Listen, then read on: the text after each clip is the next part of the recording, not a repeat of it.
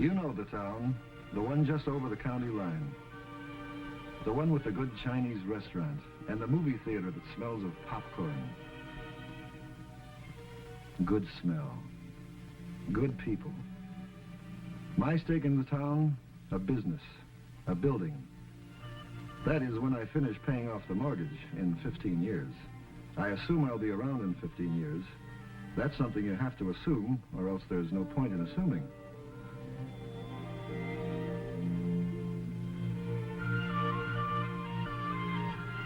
No one thinks about it much anymore. Too many crises, too many scares. So we push it to the back of our minds, where it waits, staring, bright-eyed, silent, more or less.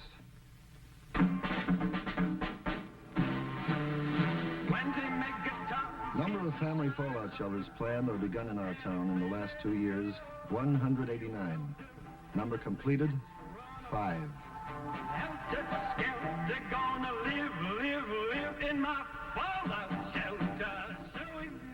Some say it was apathy, indifference. Others say it was all that talk about standing at the door of your home shelter with a gun and shooting your neighbor down if he tried to get in. That didn't sit well with our people. But the coming of the National Shelter Survey and the idea of finding community shelter for everyone seemed to put the matter in a brand new light. Schools, hospitals, commercial buildings, apartment houses.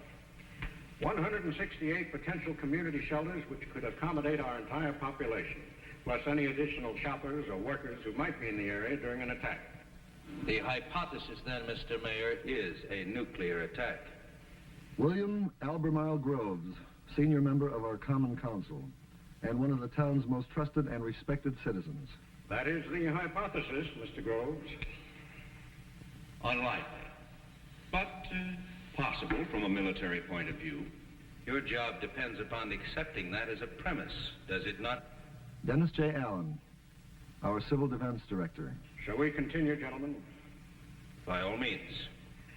The use of private structures will, of course, be up to the individual owners. But people like School Trustee McCardle have allowed the government to survey their buildings, to mark them as shelters, and to stock them with essential supplies. Well, don't make a hero out of me, Mr. Mayor. I was opposed to the idea at first, but the people in my building wanted a shelter, and I wanted to make them happy. It was just good business. Well, underneath it all, people like to know that there's somewhere to go if it happens. A bank, a store basement, a school.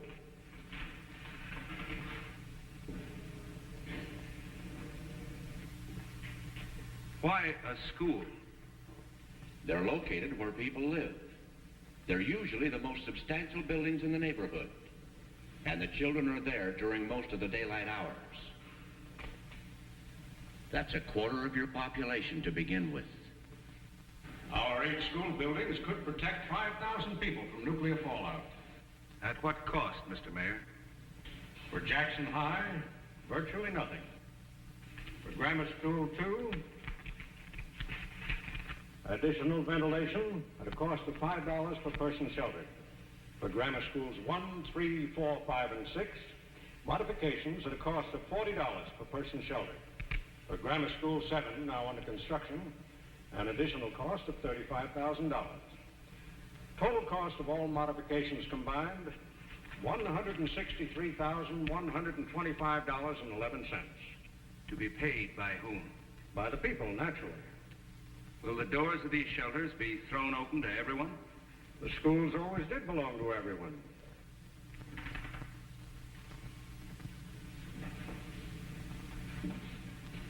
Who's to pay for supplies for these shelters?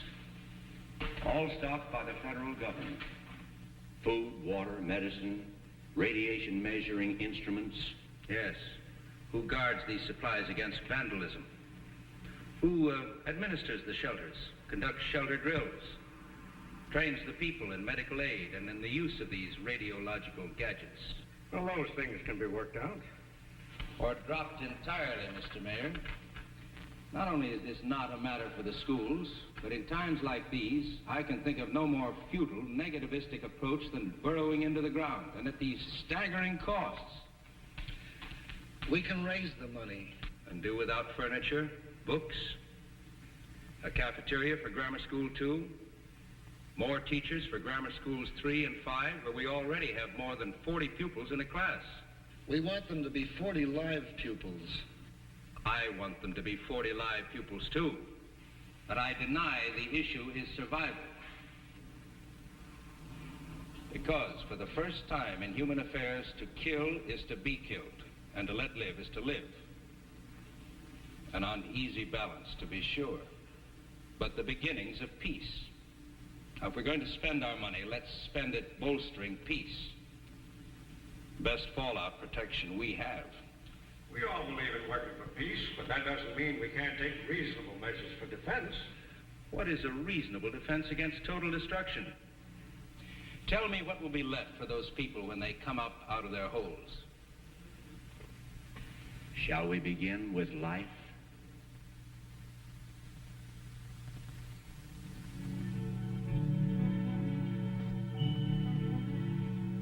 Councilman Groves, for all his strong opinions, is not an unreasonable man. He was willing, as I was, to let Mr. Allen point out exactly what changes the government thought would be needed to incorporate shelter facilities into our schools. There was a lot of technical talk, Rankins, PSIs, protection factor 100. But it all came down to something simple, the ABCs of fallout protection.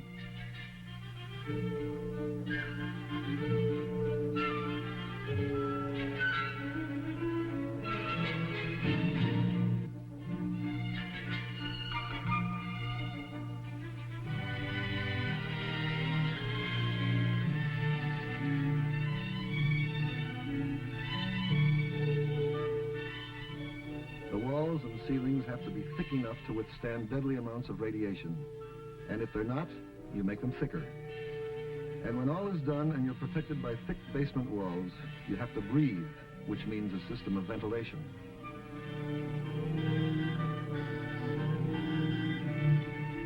And drink, which means a plan for storing water. But I learned that basements aren't the only place to find fallout protection. We saw a room that opened on an air shaft and was shielded from every direction by heavy brick walls. This would give the room a high degree of fallout protection, even though it's above ground.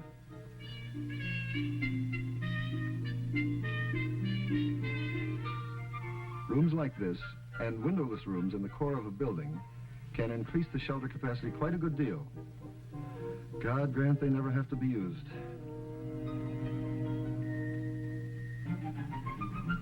A few days later, Dennis Allen requested permission to present his case for school shelters before the full membership of the Common Council.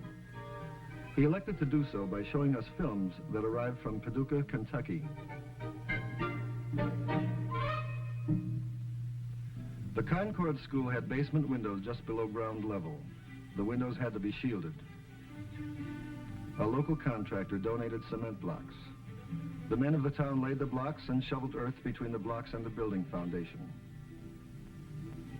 Then flowers were planted along the new wall of defense. An independent power supply was installed for pumping water and providing lights. Eventually, the new shelter for 600 persons was stocked with a 2-week supply of food, which is maintained at all times. If Paducah could do that much by itself, why couldn't we do as well?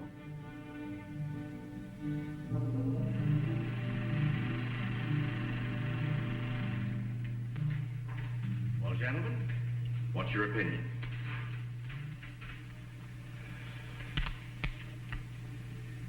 Gentlemen, I have a list here of some 370 items vitally needed by the public. It was quite a schools list. in this area. It not only covered our schools, but took in everything else needed by other departments of our city government.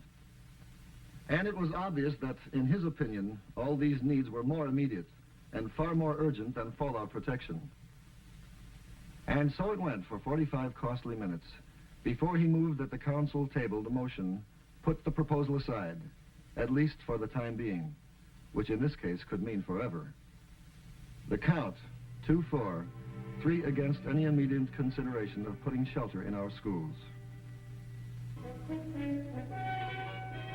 Dennis Allen does not give up easily. he persuaded Mr. Groves to accompany him to a model community shelter that had been set up in a neighboring county. A shelter that doubles as a meeting place for civic groups, proving that money for fallout shelters can also buy useful peacetime facilities. Allen also demonstrated the use of what Groves had called a radiological gadget, a dosimeter.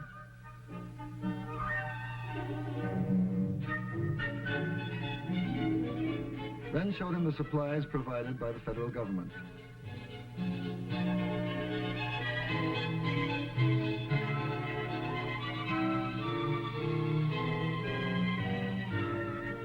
But if a change was forthcoming in Groves, the dent was still to be made.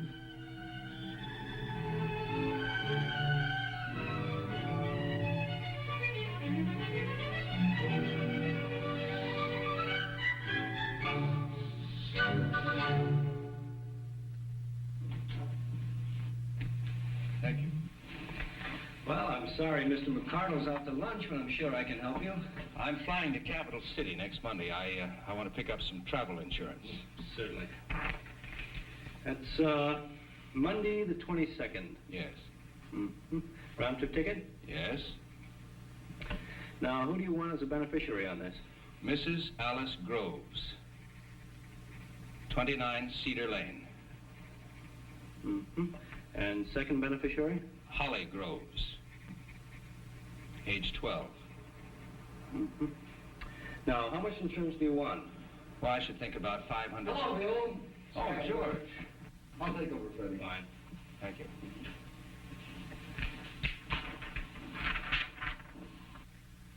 Travel insurance? Yes, Good policy. I'm sure it is.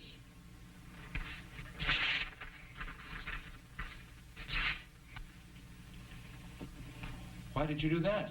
Simple. I don't want you to waste your money. But you said it was a good policy. Do you realize what your chances are of being killed in an airplane crash? No. About 1 in 350,000. Practically negligible. People are killed. People are, that's true. But chances are not you with odds like that. I'm sure you can find better ways to spend your money. Well, George, I'm not doing this for myself. Yes, you mentioned your wife and child as beneficiaries. Don't they love you? Well, of course they do. How much? Very much. Well, then if you got killed, chances are they wouldn't even want to go on. Absurd. People have to go on. Even H-bomb survivors? All right. You've made your point, but my time is limited, so if you'll please get a new application. No. I wasn't fooling. I'm not going to sell you a policy. They sell them out at the airport, George, in machines. I only came here out of friendship. Show friendship to the people of this town. Give them some insurance.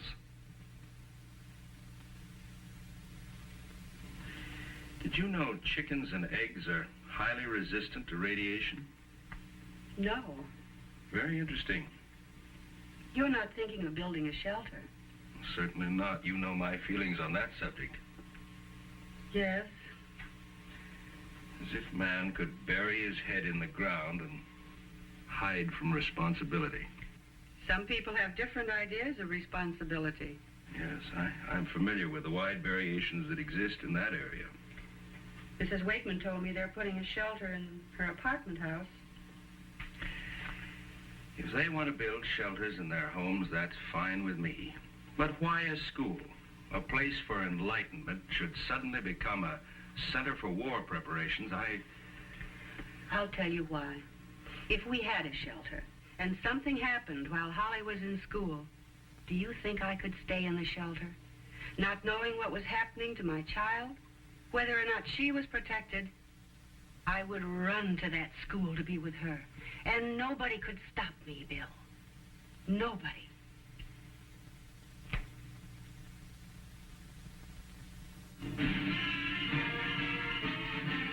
It was 2 weeks later, at a public meeting in Jackson High, that I saw Councilman Groves again. First item on the agenda was a plea for money for the high school band. After which Mr. Allen had permission to address the group on community shelters. As always, he included a definition of fallout. When a nuclear weapon explodes, many tons of vaporized earth are sucked up into the cloud, and there they become radioactive. These radioactive particles fall back to the earth up to hundreds of miles from the point of explosion, forming a dangerous blanket over buildings, fields, and roads. Exposure to a large amount of fallout radiation can cause severe sickness and could result in death within a few weeks. But the danger is a temporary one, since fallout decays rather rapidly after a nuclear blast. 7 hours later, radiation level is down to 10% of the original level. 2 days later, it's down to 1%. 2 weeks later, down to 1/10%, which means that the first 2 weeks are the critical ones in which to be sheltered, assuming, of course, that you have survived the initial explosion.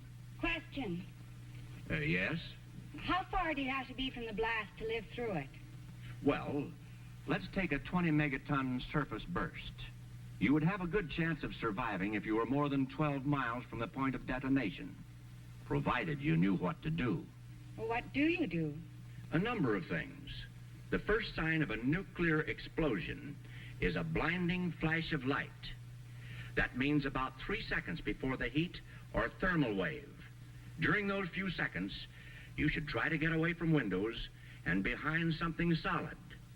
That would minimize the burn effect, which lasts about 5 seconds. Then you would have about 1 minute to seek maximum cover before the blast. If possible, go below the surface of the ground.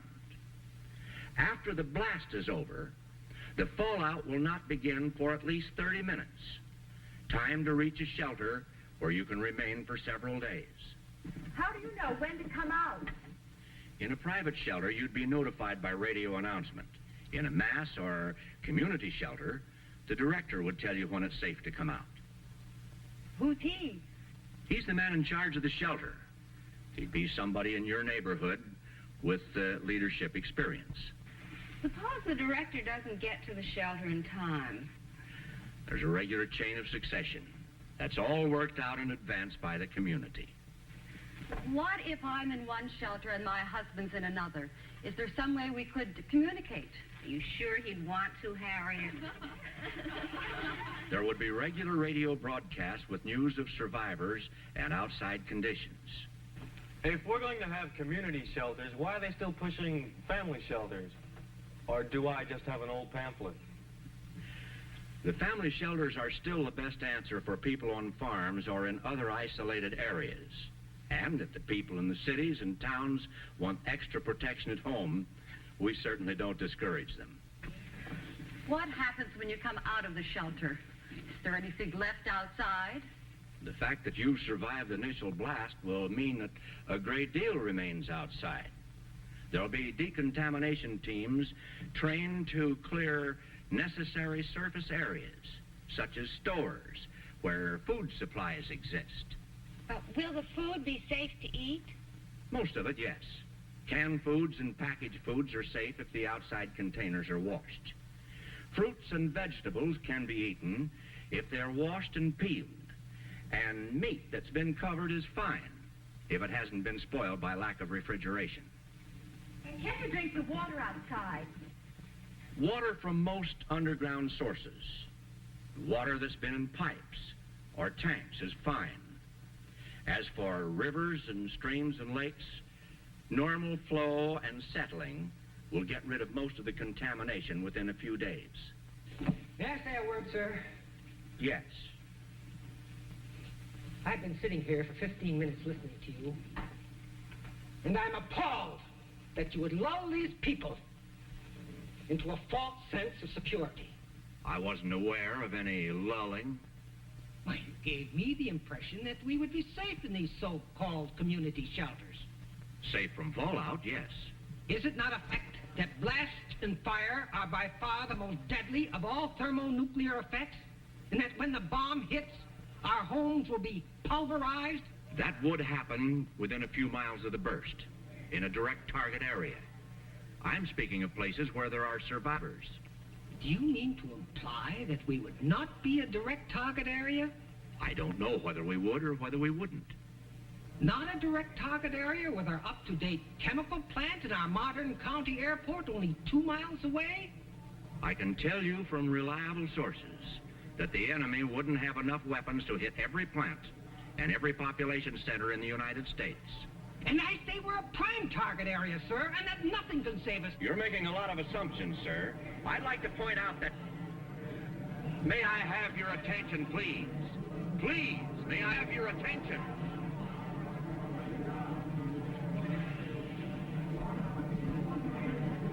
I would like to answer the gentleman's comments, if I may.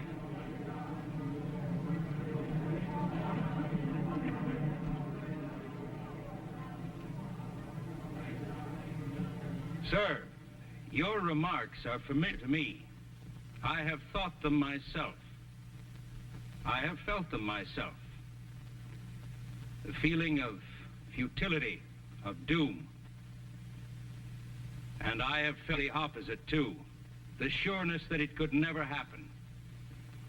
That it was much too horrible to happen.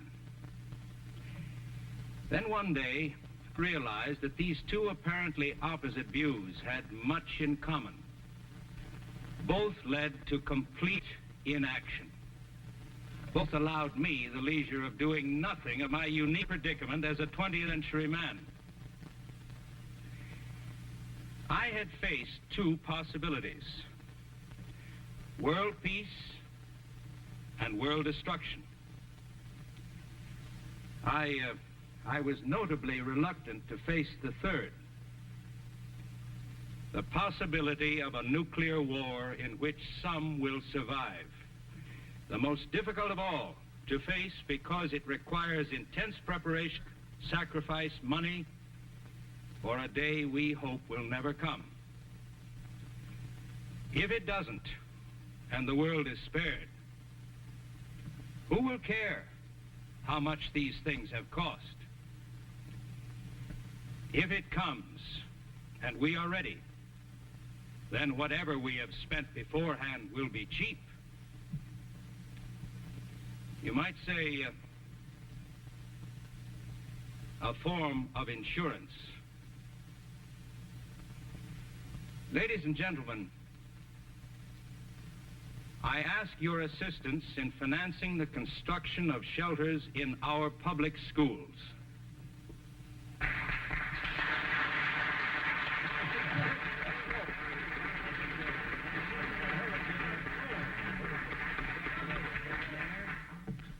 Tomorrow morning, I shall propose to the Common Council an ordinance by which the town corporation will share those civic groups who wish to contribute the expenses of incorporating shelter facilities into our public schools.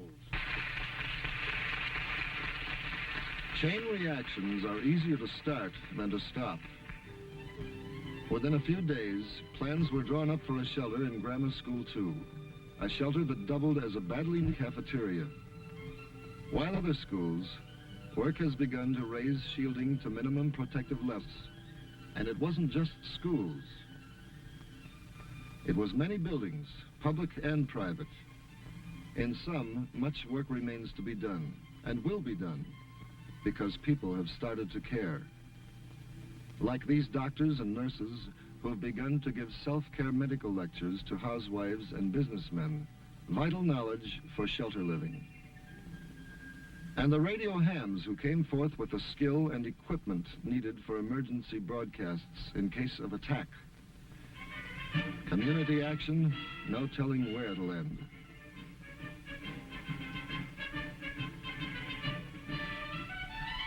You know the town, the one just over the county line, the one with the good Chinese restaurant, and the movie theater that smells of popcorn. Come around and have some. We'll be here.